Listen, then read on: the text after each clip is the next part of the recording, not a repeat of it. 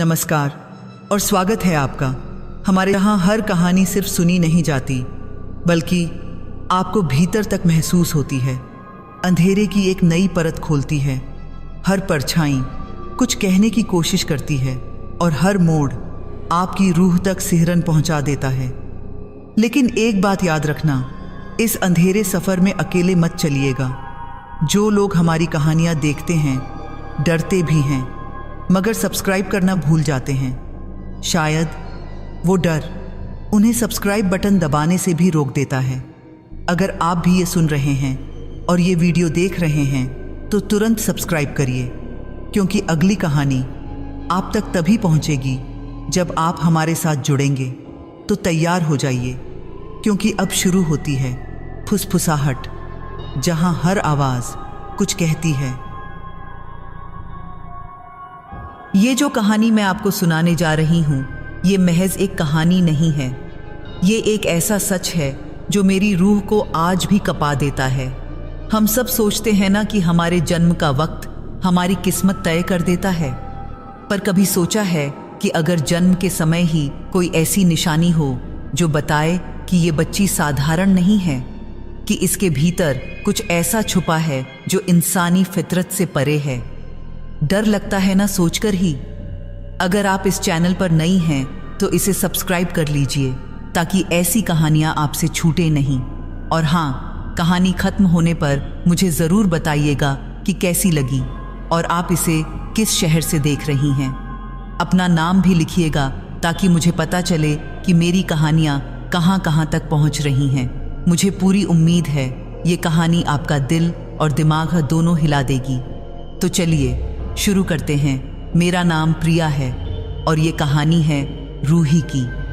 रूही, जिसे मैंने अपनी आंखों से देखा, अपने कानों से सुना और जिसके अंजाम ने मेरी जिंदगी की सारी मान्यताओं को हिलाकर रख दिया। रूही का जन्म कोई साधारण जन्म नहीं था। बात उस समय की है जब महाराष्ट्र के एक छोटे से गांव में, जहां पहाड़ियां घने जंगलों से ढकी रहती थीं, एक अजीब सी घटना घटी।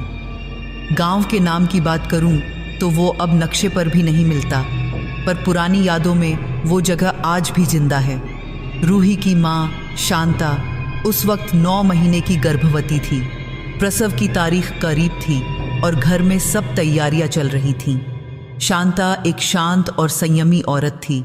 मंदिर जाती, पूजा पाठ करती और गांव की औरतों के साथ मिलजुल कर रहती। उसके पति रमेश रेलवे में काम करते थे और महीने में 2-3 बार घर आ पाते थे। गरीबी तो थी, पर शांता को भरोसा था कि भगवान सब ठीक कर देंगे। पर उस दिन, जिस दिन रूही का जन्म होना था, गांव के पीछे वाली पहाड़ियों में कुछ अजीब हुआ। सुबह सुबह जब सूरज अभी पूरी तरह निकला भी नहीं था, एक तेज आवाज आई। गूंज ऐसी थी जैसे जमीन फट रही हो।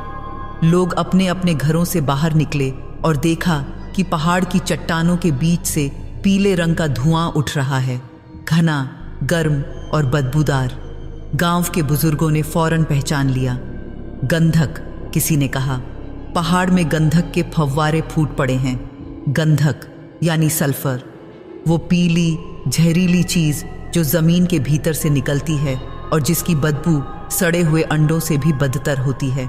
पुराने लोग कहते हैं कि गंधक नरक की गंध है और जहाँ ये फूटता है वहाँ कुछ न कुछ अशुभ ज़रूर होता है। और उसी वक्त, उसी पल शांता को प्रसव पीड़ा शुरू हुई। उसकी चीखें घर से बाहर तक सुनाई दीं। दाई, जो गांव की सबसे अनुभवी औरत थी, फौरन पहुंची, पर जैसे ही उसने कमरे में कदम रखा, उसके चेहरे का रंग उड़ गया। कमरे में वही गंधक की बदबू थी, घनी, तीखी और असहनीय। ये गंध कहाँ से आ रही है? दाई ने पूछा। पता नहीं, शांता ने दर्द में कराहते हुए कहा, पर ये मेरे अंदर से आ रही है। दाई सन्न रह गई। उसने कई प्रसव करवाए थे, पर ऐसा कभी नहीं देखा था। पर वक्त ज़्यादा नहीं था। प्रसव शुरू हो चुका था और अब रुकना मुमकिन नहीं था। 2 घंटे की जद्दोजहद के बाद रूही का जन्म हुआ और जिस पल वो बच्ची इस दुनिया में आई, दाई की सांसें थम गईं। बच्ची की देह से हल्की सी भाप निकल रही थी। ऐसे जैसे उसके अंदर कोई आग जल रही हो।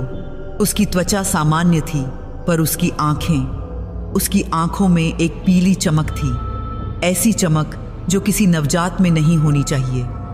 दाई ने कांपते हाथों से बच्ची को उठाया और शांता की गोद में रख दिया। शांता ने अपनी बेटी को देखा और मुस्कुरा दी, पर दाई की आंखों में डर था। उसने धीरे से शांता के कान में फुसफुसाया, ये बच्ची किसी काली हवस की निशानी है। शांता चौंक गई। क्या कह रही हो?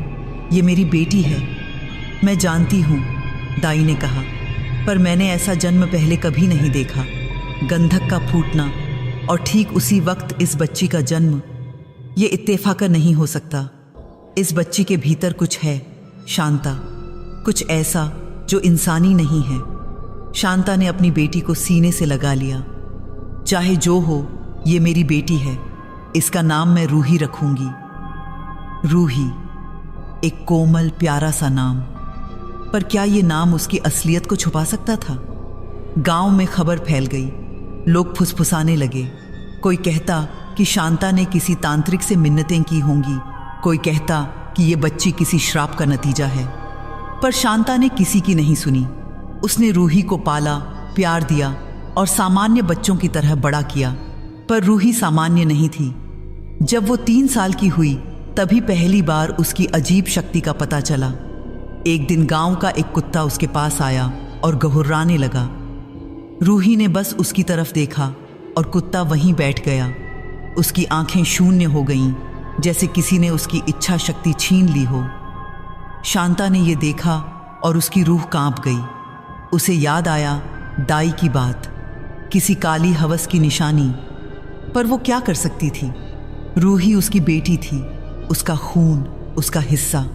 वक्त बीतता गया, रूही बड़ी होती गई और उसके साथ साथ उसके अंदर की वो ताकत भी बढ़ती गई।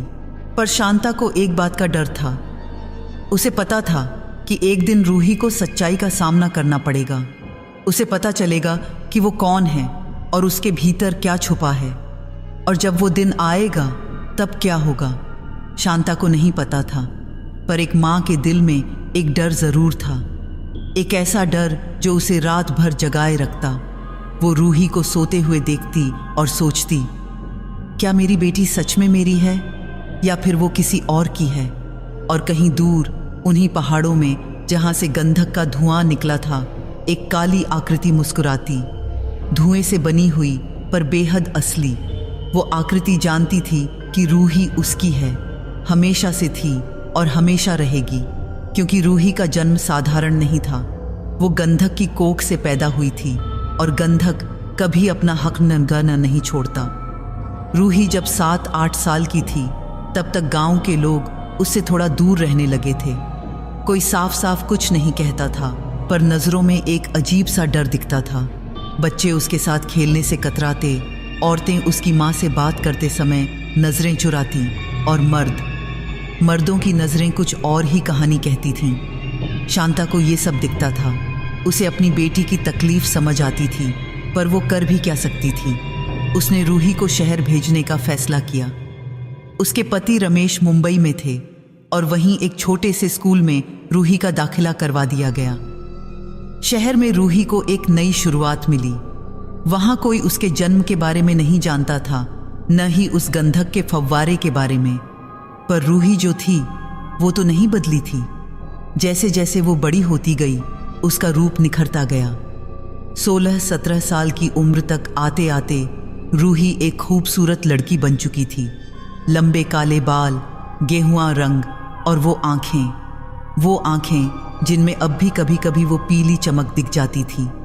पर सबसे अजीब बात ये थी कि रूही के पास एक ऐसी शक्ति थी जो उसे खुद भी पूरी तरह समझ नहीं आती थी। वो किसी को भी अपनी ओर खींच सकती थी।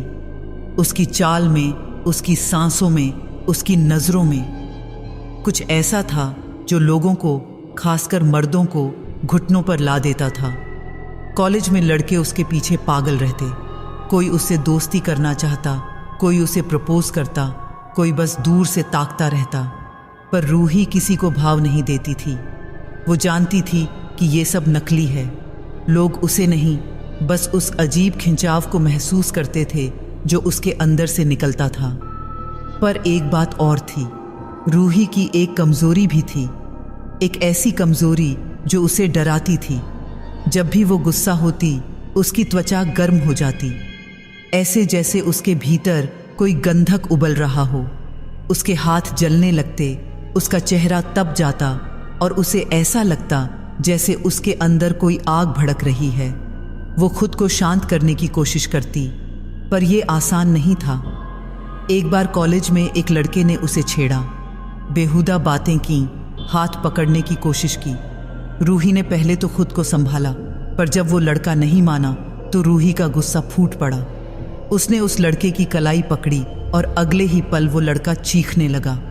उसकी कलाई पर जलने के निशान बन गए थे, ऐसे निशान जैसे किसी ने गर्म लोहे से दाग दिया हो।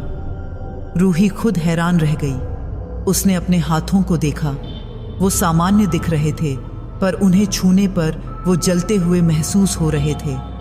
उस दिन से रूही को समझ आ गया कि उसके अंदर कुछ ऐसा है जो सिर्फ लोगों को अपनी ओर खींचता ही नहीं, बल्कि उन्हें नुकसान भी पहुंचा सकता है। उस रात घर आकर रूही ने खुद को आईने में देखा। उसकी आंखों में वो पीली चमक थी और उसे लगा जैसे कोई उसे घूर रहा है, पर आईने में उसके सिवा कोई नहीं था। वो रात भर सो नहीं पाई।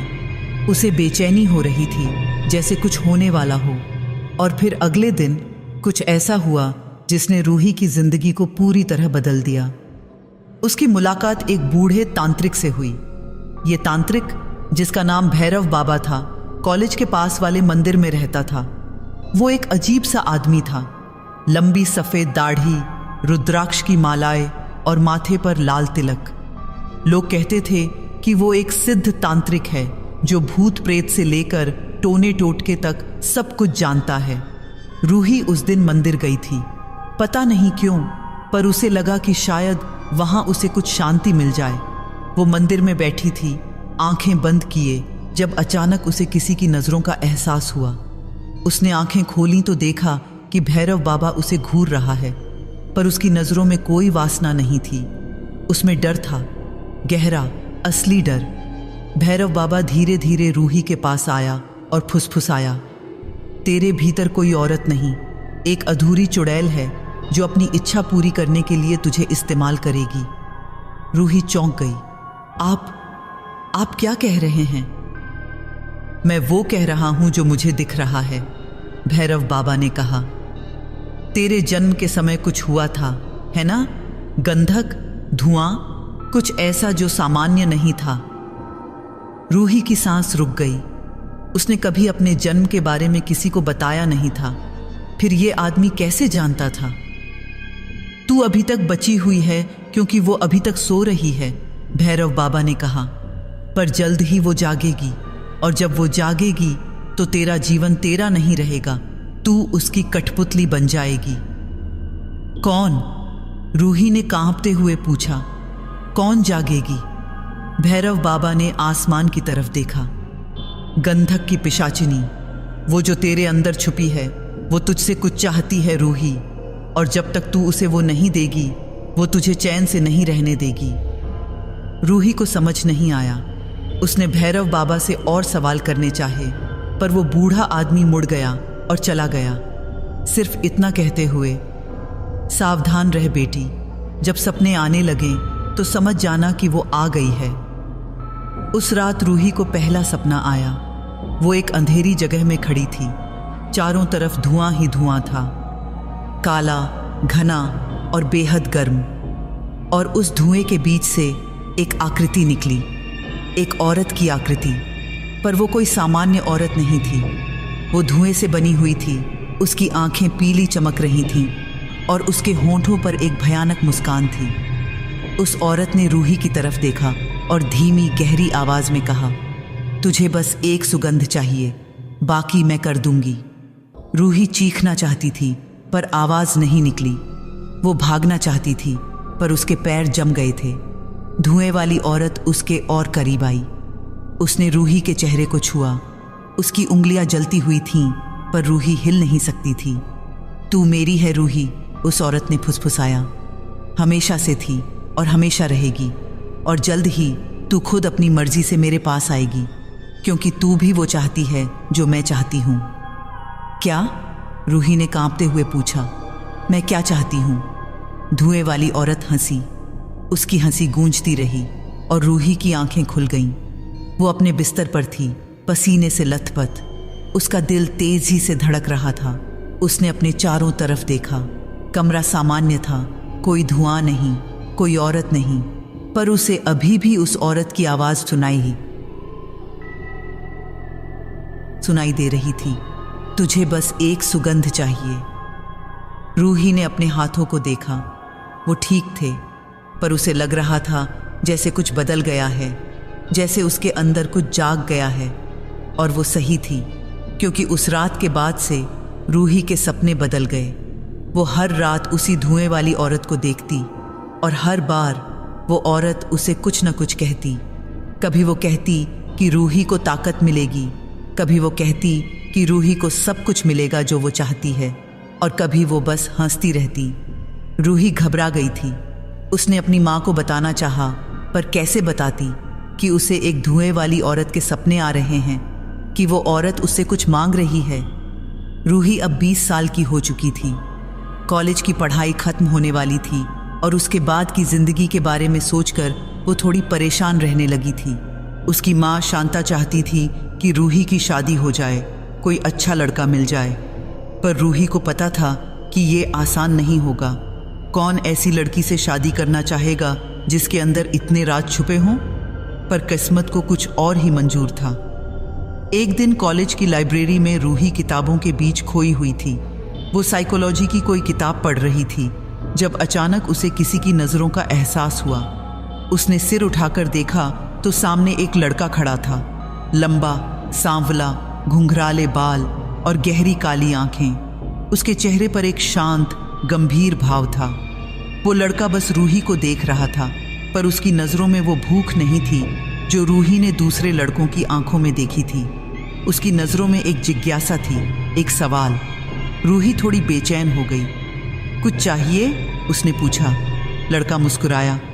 माफ़ी चाहता हूँ, मैं बस तुम्हें पहले कभी नहीं देखा। तुम नई हो यहाँ? नहीं, रूही ने कहा। मैं 3रे साल में हूँ। ओह, लड़के ने कहा। मैं अधिराज हूँ। मैं फाइनल ईयर में हूँ, फिलॉसफी में। रूही ने सिर हिलाया। रूही? रूही? अधिराज ने नाम दोहराया। अच्छा नाम है, रूह यानी आत्मा, है ना? रूही को थोड़ा अजीब लगा। ज्यादातर लोग उसके नाम का मतलब नहीं पूछते थे। हाँ, उसने कहा, कुछ ऐसा ही। अधिराज वहीं खड़ा रहा, जैसे कुछ और कहना चाहता हो, पर फिर उसने सिर हिलाया और कहा, अच्छा, मिलकर अच्छा लगा, फिर मिलेंगे। और वो चला गया। रूही को थोड़ा हैरानी हुई। वो लड़का अलग था। उसने रूही को वैसे नहीं देखा जैसे बाकी लड़के देखते थे। और सबसे अजीब बात ये थी कि रूही ने अधिराज के सामने वो खिंचाव महसूस नहीं किया जो वो आमतौर पर लोगों के साथ महसूस करती थी, जैसे अधिराज उस ताकत से परे हो। अगले कुछ दिनों में रूही और अधिराज की मुलाकातें बढ़ती गईं, कभी लाइब्रेरी में, कभी कैंटीन में, कभी कॉलेज के बाहर। और धीरे धीरे रूही को एहसास हुआ कि उसे अधिराज से बात करना अच्छा लगता है। अधिराज एक शांत, समझदार लड़का था। वो जिंदगी के गहरे सवालों के बारे में बात करता, कविताएं सुनाता और रूही की बातें ध्यान से सुनता था। पहली बार रूही को लगा कि कोई उसे समझ रहा है, कोई उसे सिर्फ उसके रूप या उस अजीब खिंचाव के लिए नहीं, बल्कि उसके विचारों और भावनाओं के लिए पसंद कर रहा है। और धीरे धीरे रूही को अधिराज से प्यार हो गया। ये पहली बार था जब रूही को किसी से सच्ची चाहत हुई। वो अधिराज के बारे में सोचती रहती, उसका इंतजार करती रहती और उसके साथ हर पल बिताना चाहती थी। अधिराज भी रूही से प्यार करता था, ये बात साफ थी। पर रूही के दिल में एक डर भी था। डर ये था कि अगर अधिराज को उसके बारे में सच पता चल गया तो क्या होगा। अगर उसे पता चल गया कि रूही के अंदर कुछ अजीब है, कि उसे हर रात एक धुएं वाली औरत के सपने आते हैं, कि उसके जन्म से जुड़ा एक काला रहस्य है, तो क्या वो फिर भी रूही से प्यार करेगा? रूही ने फैसला किया कि वो अधिराज को कुछ नहीं बताएगी। वो बस उसके साथ रहेगी, खुश रहेगी और अपने अतीत को भूल जाएगी। पर अतीत इतनी आसानी से पीछा नहीं छोड़ता। जैसे जैसे रूही और अधिराज का रिश्ता गहरा होता गया, रूही की बेचैनी भी बढ़ती गई। उसे लगातार एक डर सताने लगा। डर ये था कि अगर अधिराज उसे छोड़ दे तो, अगर उसे कोई और मिल गया तो, अगर वो रूही से बोर हो गया तो। ये डर इतना गहरा था कि रूही रात भर सो नहीं पाती थी। वो अधिराज के फ़ोन का इंतज़ार करती रहती, उसके मैसेज पढ़ती रहती और हर छोटी छोटी बात में कोई ना कोई संकेत ढूंढती रहती कि कहीं अधिराज उससे दूर तो नहीं जा रहा। और उसी दौरान रूही के सपने और तीखे हो गए। धुएं वाली औरत अब हर रात उसके सामने आती और अब वो सिर्फ बातें ही नहीं करती थी, अब वो रूही को कुछ दिखाने लगी थी। एक रात रूही ने सपने में देखा कि अधिराज किसी दूसरी लड़की से बात कर रहा है। वो लड़की हंस रही है और अधिराज भी मुस्कुरा रहा है। रूही को ऐसा लगा जैसे उसका दिल टूट गया। वो चीखना चाहती थी पर आवाज़ नहीं निकली। तभी धुएं वाली औरत प्रकट हुई। उसने रूही के कंधे पर हाथ रखा और फुसफुसाया, तेरा पुरुष तेरा होना चाहिए, उसे बांध ले गंधक से। रूही ने उस औरत की तरफ देखा। क्या मतलब है तुम्हारा? धुएं वाली औरत मुस्कुराई।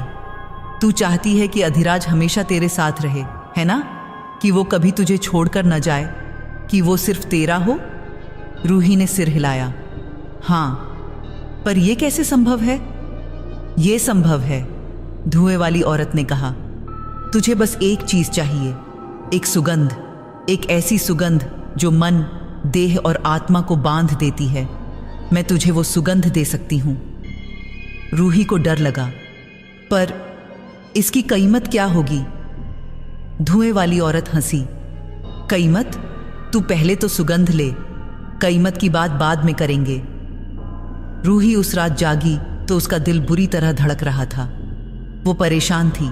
उसे समझ नहीं आ रहा था कि क्या सही है और क्या गलत। पर 2 दिन बाद कुछ ऐसा हुआ जिसने रूही के फैसले को पक्का कर दिया। रूही ने अधिराज को कॉलेज में किसी लड़की से बात करते देखा। वो लड़की बहुत हंस रही थी और अधिराज भी मुस्कुरा रहा था। रूही को ऐसा लगा जैसे उसके सीने में चाकू घोंप दिया गया हो। उसे याद आया वो सपना जो उसने देखा था, ठीक वैसा ही। रूही ने घर जाकर खुद को कमरे में बंद कर लिया। वो रोई, चीखी और अपने आप से कहती रही कि वो पागल हो रही है। अधिराज उसे प्यार करता है, वो किसी और के साथ नहीं जा सकता। पर डर खत्म नहीं हो रहा था। और उसी रात रूही ने तीसरी बार वो सपना देखा। धुएं वाली औरत फिर से आई और फुसफुसाई, तुझे डर लग रहा है ना? डर कि तू अधिराज को खो देगी, तो फिर बांध ले उसे, बांध ले हमेशा के लिए। और इस बार रूही ने कोई सवाल नहीं किया, उसने सिर हिलाया। चौथी रात जब रूही सोई तो वो सपने में भी नहीं थी।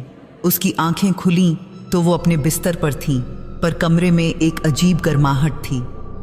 हवा भारी थी और उसे गंधक की हल्की सी बदबू महसूस हुई। रूही ने अपने तकिए के नीचे हाथ डाला और उसे कुछ छूने को मिला। एक छोटी सी शीशी, काली, चिकनी और बेहद गर्म। रूही ने वो शीशी बाहर निकाली और उसे देखा। उस पर पीले अक्षरों में लिखा था, गंधक सुगंध, मन, देह और आत्मा बांधने वाला इत्र। रूही की सांसें रुक गईं, उसके हाथ कांपने लगे। ये कैसे संभव था? सपने में दिखी चीज असल में कैसे आ सकती है? उसने शीशी को खोलने की कोशिश की पर फिर रुक गई। उसे याद आया भैरव बाबा की बात, वो तुझे इस्तेमाल करेगी। पर फिर उसे अधिराज की वो मुस्कान याद आई जो उसने उस लड़की को दी थी, और रूही का दिल फिर से डूबने लगा। रूही ने गहरी सांस ली। उसने सोचा, बस एक बार इस्तेमाल करके देख लेती हूँ। अगर ये काम कर गया तो अधिराज हमेशा मेरा रहेगा। और उसने शीशी का ढक्कन खोल दिया। अगले ही पल कमरे में एक तीखी, मीठी और नशीली खुशबू फैल गई। पर यह खुशबू नहीं थी, ये वासना की गंध थी, इच्छा की गंध, हवस की गंध। रूही ने अपनी गर्दन पर इत्र की एक बूंद लगाई और उसी पल कमरे में धुआं उठने लगा। काला, घना धुआं। रूही चीखना चाहती थी पर उसकी आवाज गले में अटक गई। धुएं के बीच से वो औरत निकली, धुएं से बनी हुई पर बिल्कुल असली। उसने रूही की तरफ देखा और मुस्कुराई। अब तू मेरी है रूही, और अधिराज भी तेरा होगा हमेशा के लिए। रूही ने अपने हाथों को देखा। उसकी एक उंगली धीरे धीरे काली पड़ने लगी थी। अगली सुबह रूही बहुत घबराई हुई थी। रात भर वो सो नहीं पाई थी। उसकी वो एक उंगली जो काली पड़ गई थी अब भी वैसी ही थी। उसने उसे छुपाने की कोशिश की, दस्ताने पहने, पर डर तो दिल में बैठा हुआ था। उसे समझ नहीं आ रहा था कि अधिराज से मिलने जाए या नहीं। पर फिर अधिराज का फोन आया। रूही, आज शाम को मिलोगी कॉलेज के पास वाले कैफे में? रूही ने एक पल सोचा, फिर बोली, हाँ मिलूंगी। शाम को तैयार होते वक्त रूही के हाथ कांप रहे थे। उसने वो काली शीशी फिर से निकाली। उसे देखकर ही उसके रोंगटे खड़े हो गए। पर उसने सोचा, बस एक बार और, बस ये देखना है कि इसका असर होता भी है या नहीं। उसने अपनी गर्दन के पीछे इत्र की एक छोटी सी बूंद लगाई और अगले ही पल पूरे कमरे में एक अजीब सी खुशबू फैल गई। नहीं, खुशबू नहीं, ये तो कुछ और ही था। ये एक ऐसी गंध थी जो नाक से नहीं बल्कि दिमाग में सीधे उतर जाती थी। मीठी, तीखी, नशीली, ऐसी गंध जो किसी को भी अपनी तरफ खींच ले। रूही ने आईने में खुद को देखा। वो वैसी ही दिख रही थी पर कुछ बदल गया था।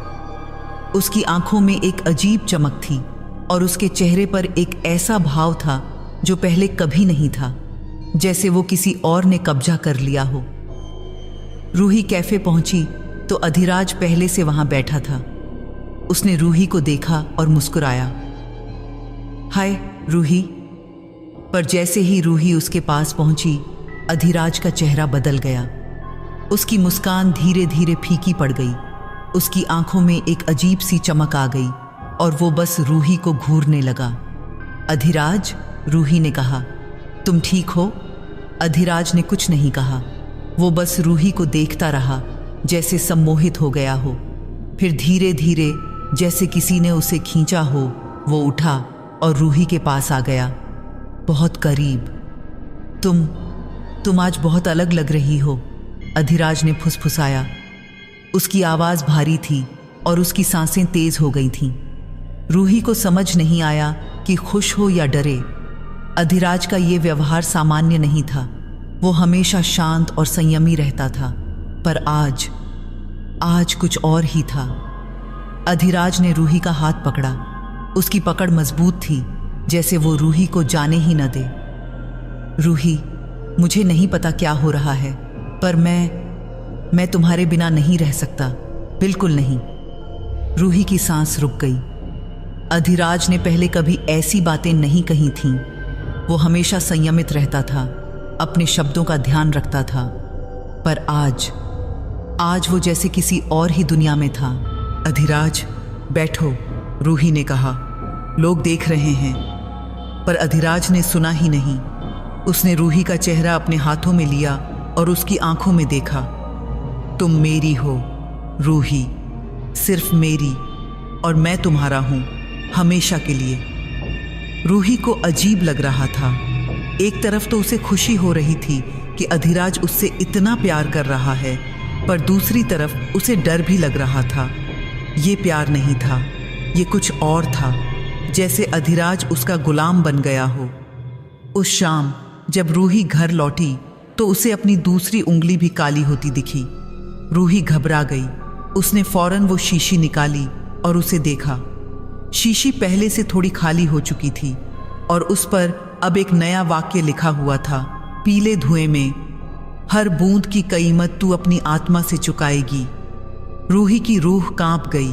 उसे याद आया धुएं वाली औरत की बात। कीमत की बात बाद में करेंगे। अब समझ आया, हर बार जब वो ये इत्र लगाएगी, उसकी आत्मा का एक हिस्सा उस औरत को मिलेगा। उसका शरीर काला पड़ता जाएगा और एक दिन वो पूरी तरह से खत्म हो जाएगी। रूही ने फैसला किया कि वो इस इत्र को फिर कभी नहीं लगाएगी, चाहे कुछ भी हो जाए। पर अगले दिन जब अधिराज से फ़ोन पर बात हुई तो उसकी आवाज़ में वो तड़प नहीं थी जो कल थी। वो सामान्य लग रहा था, मुस्कुरा रहा था, हंस रहा था, पर वो पागलपन, वो पूरी तरह से रूही के लिए समर्पण, वो गायब था। रूही को बुरा लगा। उसे लगा जैसे अधिराज फिर से दूर जा रहा है। और ये डर फिर से उभर आया। उस रात रूही सो नहीं पाई। उसे बस एक ही बात दिमाग में घूम रही थी, क्या अधिराज अब भी उससे उतना ही प्यार करता है, या फिर वो धीरे धीरे दूर जा रहा है। और अगले दिन जब रूही ने कॉलेज में देखा कि अधिराज फिर से उसी लड़की से बात कर रहा है तो रूही का दिल टूट गया। उसे लगा जैसे सब कुछ खत्म हो गया। उस शाम रूही ने फिर से इत्र लगाया। इस बार उसने ज़रा ज़्यादा लगाया। उसे लगा कि शायद पहली बार कम लगाया था, इसलिए असर कम रहा। और जब अधिराज ने उसे देखा तो वो पूरी तरह से बदल गया। अधिराज अब रूही के बिना एक पल भी नहीं रह सकता था।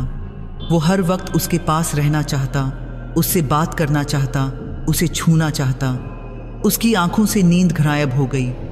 वो खाना भी ठीक से नहीं खाता था, बस रूही के बारे में सोचता रहता। लोग देखने लगे, कॉलेज में लोग फुसफुसाने लगे, अधिराज को क्या हो गया है, वो तो बिल्कुल बदल गया है। पर अधिराज को कोई फर्क नहीं पड़ता था। उसे बस रूही चाहिए थी, हर वक्त, हर पल। और रूही को अब 3 उंगलियां काली हो चुकी थीं। एक दिन अधिराज की माँ ने रूही को फ़ोन किया, बेटा, अधिराज को क्या हो गया है? वो कुछ खा पी नहीं रहा, सो नहीं रहा, बस तुम्हारे बारे में बात करता रहता है। उसकी सेहत बिगड़ती जा रही है। रूही को बुरा लगा। उसने अधिराज को करीब से देखा। सच में अधिराज की हालत खराब हो रही थी। उसका वजन कम हो गया था, उसकी आंखों के नीचे काले घेरे हो गए थे और उसकी त्वचा पीली पड़ गई थी। पर सबसे डरावनी बात यह थी कि अधिराज को इस सब का एहसास ही नहीं था। वो बस रूही के साथ रहना चाहता था। बाकी सब कुछ उसके लिए बेमानी हो गया था। रूही ने फैसला किया कि अब वो इस इत्र को बिल्कुल नहीं लगाएगी, चाहे कुछ भी हो जाए। पर जब उसने इत्र लगाना बंद किया तो अधिराज की हालत और भी खराब हो गई। वो रूही के पीछे पड़ा रहता, हर वक्त फ़ोन करता, मैसेज करता। रूही, तुम मुझसे दूर क्यों हो रही हो? क्या मैंने कुछ गलत किया? प्लीज़ मुझे छोड़कर मत जाओ। रूही रो पड़ी। उसे समझ आ गया कि उसने अधिराज के साथ क्या किया है। वो उसे अपना गुलाम बना चुकी थी और अब अधिराज उसके बिना जी नहीं सकता था। एक रात रूही को फिर से धुएं वाली औरत का सपना आया। वो औरत हंस रही थी। देखा तूने? उस औरत ने कहा, तूने जो बोया है वो काट रही है। अधिराज अब तेरा है, पर वो जिंदा नहीं रह सकता। और अगर तू इत्र लगाना बंद कर देगी तो वो मर जाएगा, और अगर लगाती रहेगी तो तू खत्म हो जाएगी। तो फिर मैं क्या करूं? रूही चीखी। धुएं वाली औरत ने उसके चेहरे को छुआ। उसकी उंगलियां जलती हुई थीं। तू कुछ नहीं कर सकती। तूने ये रास्ता खुद चुना है, अब इस पर चलना ही होगा। रूही जागी तो उसके गालों पर आंसू थे। उसने अपने हाथ देखे। अब उसकी आधी हथेली काली हो चुकी थी और इत्र की शीशी, वो अब आधी खाली हो चुकी थी। रूही समझ गई कि वो एक ऐसे जाल में फंस गई है जहां से निकलना नामुमकिन है। अगर वो इत्र लगाती रहेगी तो अधिराज उसका गुलाम बना रहेगा, पर रूही खुद खत्म होती जाएगी। और अगर वो इत्र लगाना बंद कर देगी तो अधिराज शायद खुद को ही खत्म कर ले। पर रूही अधिराज से प्यार करती थी, सच्चा प्यार, और इसलिए उसने एक फैसला लिया। वो इत्र लगाती रहेगी, चाहे उसकी अपनी जान ही क्यों न चली जाए। अगले कुछ हफ्तों में रूही रोज इत्र लगाती रही और हर बार उसका शरीर थोड़ा और काला होता गया।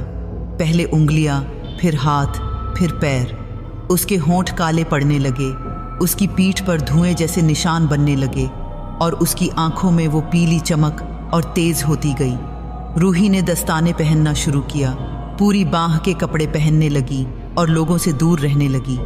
पर अधिराज अब पूरी तरह से रूही पर निर्भर हो गया था।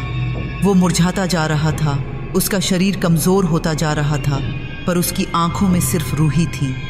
रूही, तुम मुझे छोड़कर नहीं जा सकती, वो रोज़ कहता। कभी नहीं, मैं तुम्हारे बिना नहीं रह सकता। और रूही रोती रोती और इत्र लगाती रहती, क्योंकि अब उसके पास और कोई रास्ता नहीं बचा था। इत्र की शीशी अब आधी से भी कम बची थी और रूही जानती थी कि जल्द ही, बहुत जल्द सब कुछ खत्म हो जाएगा। हफ्ते गुजरते गए और रूही की हालत और भी बदतर होती गई। अब सिर्फ उसके हाथ पैर ही नहीं, बल्कि उसकी गर्दन पर भी काले निशान दिखने लगे थे। उसे लगातार दस्ताने पहनने पड़ते, गले तक स्कार्फ बांधना पड़ता और लोगों से नज़रें चुरानी पड़ती। कॉलेज में लड़कियां फुसफुसाने लगीं, रूही को क्या हो गया है? वो इतना छुपा छुपा कर क्यों रहती है? कहीं उसे कोई बीमारी तो नहीं? पर रूही को किसी की परवाह नहीं थी। उसे बस अधिराज की परवाह थी। और अधिराज अब एक छाया बनकर रह गया था। उसका वजन तेजी से घट रहा था। उसकी आंखें धंस गई थीं, चेहरे पर हड्डियां उभर आई थीं और उसकी त्वचा इतनी पीली पड़ गई थी कि वो मरीज लगने लगा था। पर सबसे डरावनी बात ये थी कि उसे इसका कोई एहसास ही नहीं था। वो बस रूही के साथ रहना चाहता था। हर वक्त, हर पल उसकी नौकरी छूट गई, उसके दोस्त उससे दूर हो गए और उसके माँ बाप परेशान थे। पर अधिराज को कुछ फर्क नहीं पड़ता था।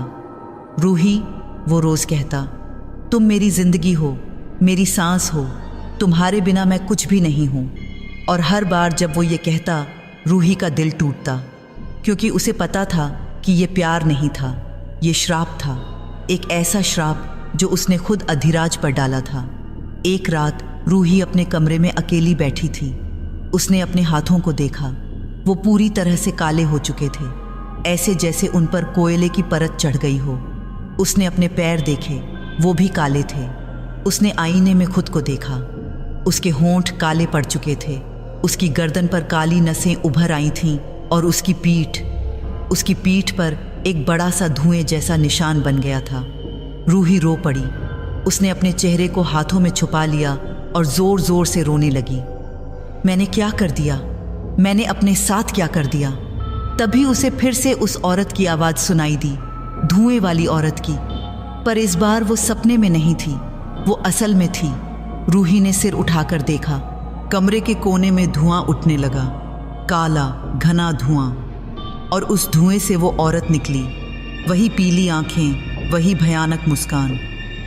तू रो क्यों रही है रूही? उस औरत ने पूछा।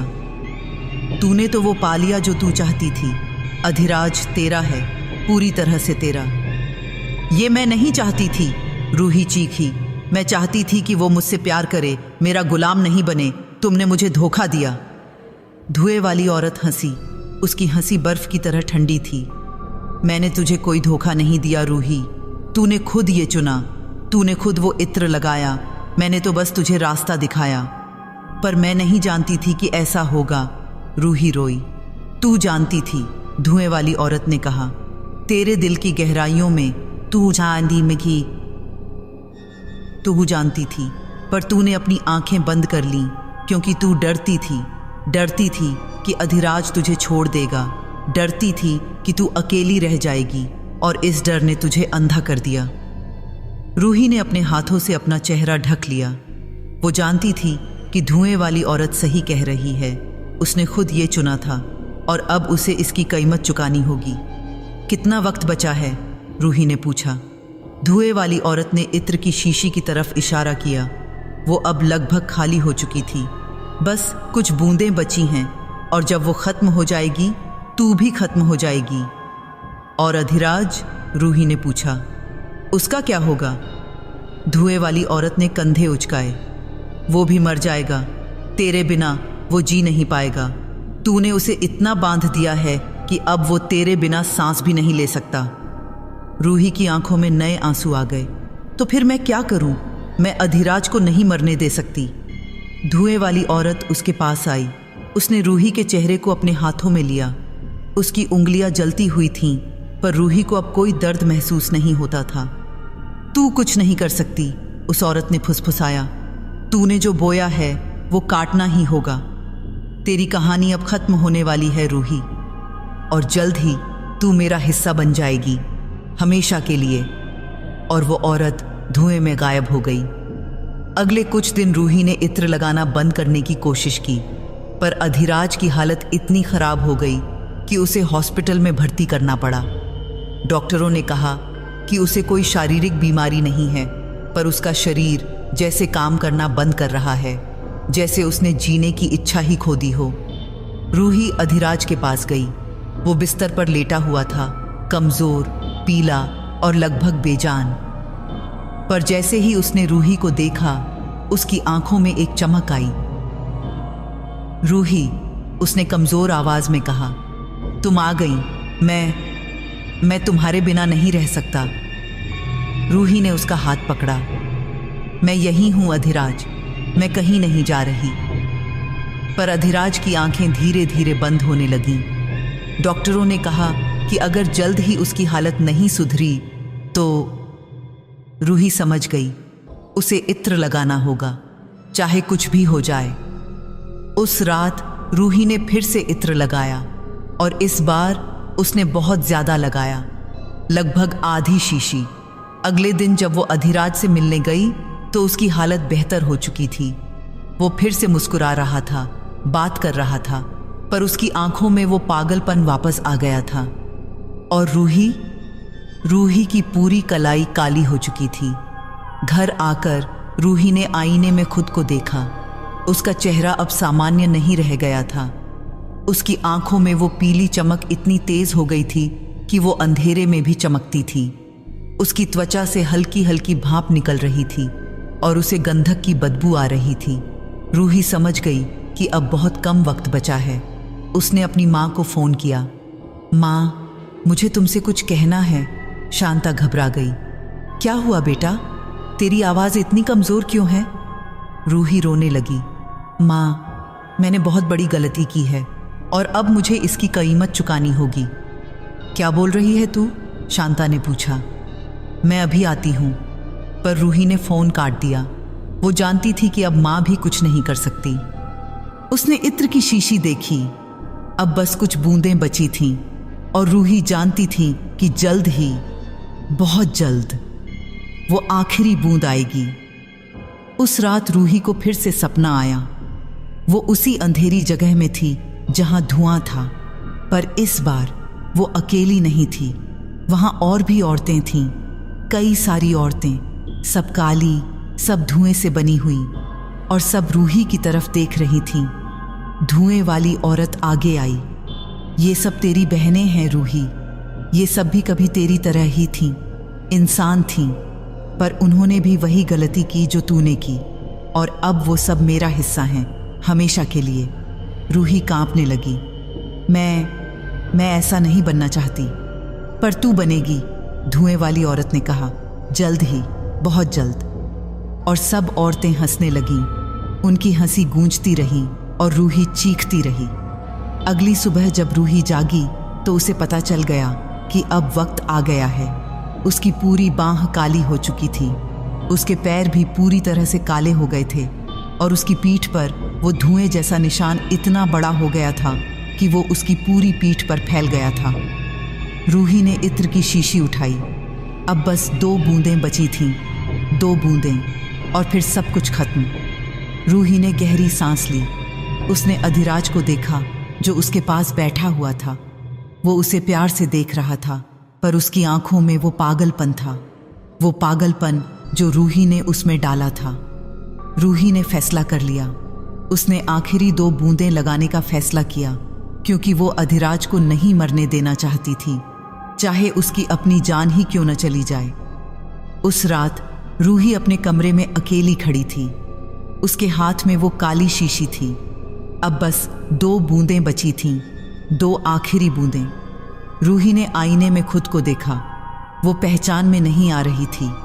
उसके हाथ पूरी तरह से काले थे, उसके पैर काले थे, उसकी गर्दन पर काली नसें उभर आई थीं और उसके होंठ इतने काले हो गए थे कि वो जैसे कोयले की तरह लग रहे थे। पर सबसे डरावनी बात उसकी आंखें थीं। वो अब पूरी तरह से पीली चमक रही थीं, ऐसी चमक जो अंधेरे में भी दिखती थी, जैसे उसके अंदर कोई और जीव रह रहा हो। रूही ने गहरी सांस ली। उसे पता था कि ये आखिरी रात है, ये आखिरी मौका है, इसके बाद सब कुछ खत्म हो जाएगा।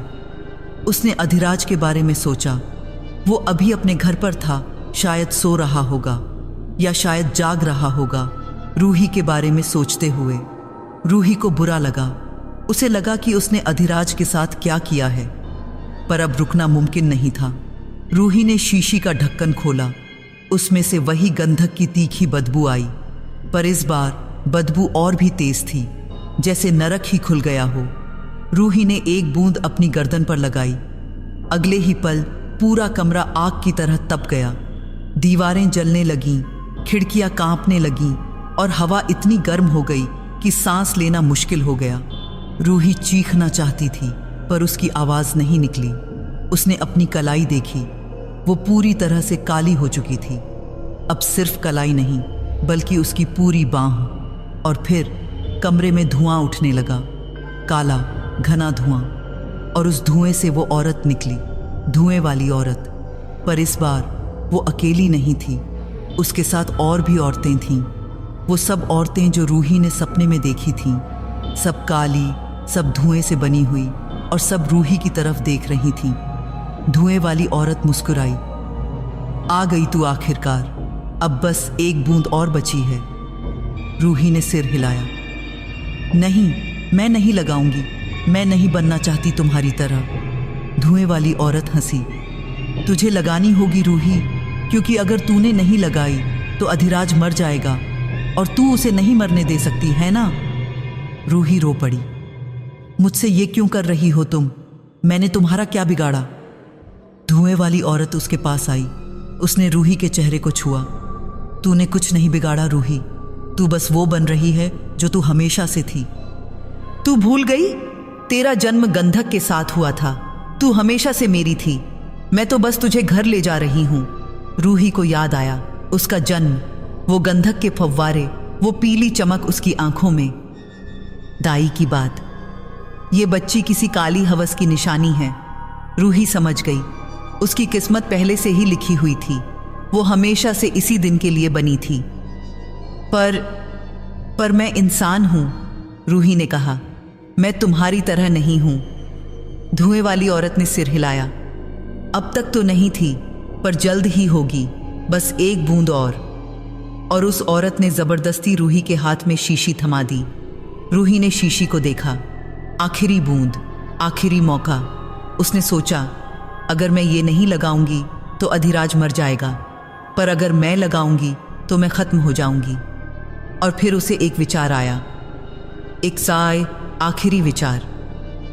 अगर मैं ये लगा लूं, रूही ने कहा, तो अधिराज का क्या होगा? क्या वो ठीक हो जाएगा? धुएं वाली औरत ने कहा, जब तू खत्म हो जाएगी तो तेरा असर भी खत्म हो जाएगा, अधिराज आजाद हो जाएगा। रूही ने आंसू पोंछे। उसे समझ आ गया कि उसे क्या करना है। उसने आखिरी बूंद अपनी गर्दन पर लगा दी। अगले ही पल कमरा पूरी तरह से आग से भर गया।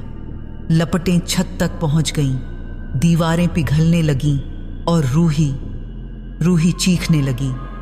पर उसकी चीखें आवाज में नहीं निकलीं, वो धुएं में बदल गईं। रूही ने महसूस किया कि उसका शरीर पिघल रहा है, उसकी त्वचा धुएं में बदल रही है, उसकी हड्डियां राख में बदल रही हैं और उसकी आत्मा किसी और में समा रही है। नहीं, रूही चीखी, ऐसा नहीं होना चाहिए। पर अब बहुत देर हो चुकी थी। रूही का शरीर पूरी तरह से धुएं में बदल गया। उसके बाल हवा में उड़ गए, उसका चेहरा गायब हो गया और उसकी चीखें काली राख में बदल गईं। और कुछ ही सेकंड में रूही पूरी तरह से गायब हो गई। फर्श पर बस वही गंधक वाली इत्र की शीशी पड़ी थी, खाली पर चमकती हुई, जैसे उसमें कोई नई ताकत आ गई हो। धुएं वाली औरत मुस्कुराई। उसने शीशी उठाई और कहा, स्वागत है रूही, अब तू भी हम में से एक है। और कमरे में सब औरतें हंसने लगीं। उनकी हंसी गूंजती रही और फिर सब धुएं में गायब हो गईं। अगली सुबह जब रूही की माँ शांता उसके कमरे में पहुंची तो वहां कोई नहीं था। कमरा खाली था, बस फर्श पर एक काली शीशी पड़ी थी। शांता ने वो शीशी उठाई। वो गर्म थी, और उसमें से एक अजीब सी गंध आ रही थी। उसने ढक्कन खोला और देखा कि शीशी फिर से भर गई है। शांता कांप गई।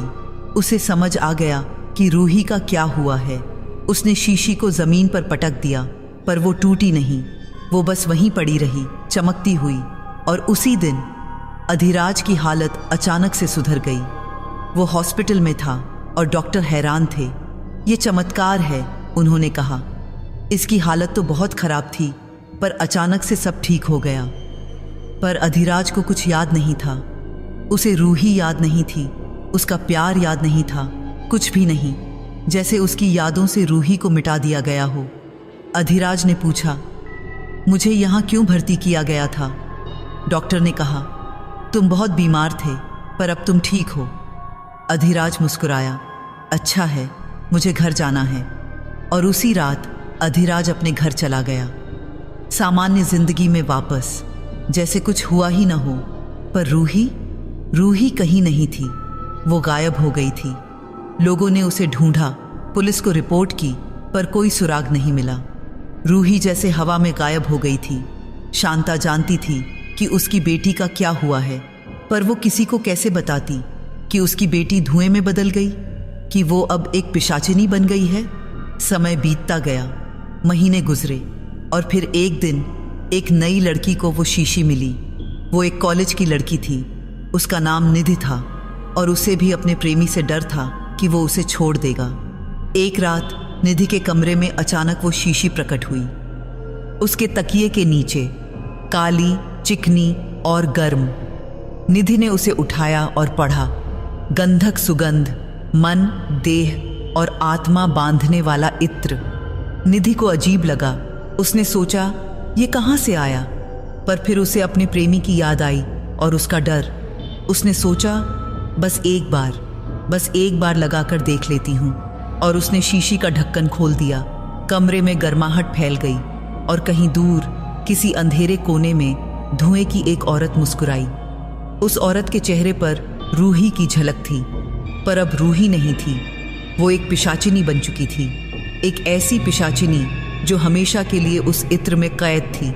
और जब भी कोई नई औरत उस शीशी को खोलती, रूही फुसफुसाती, एक और शिकार।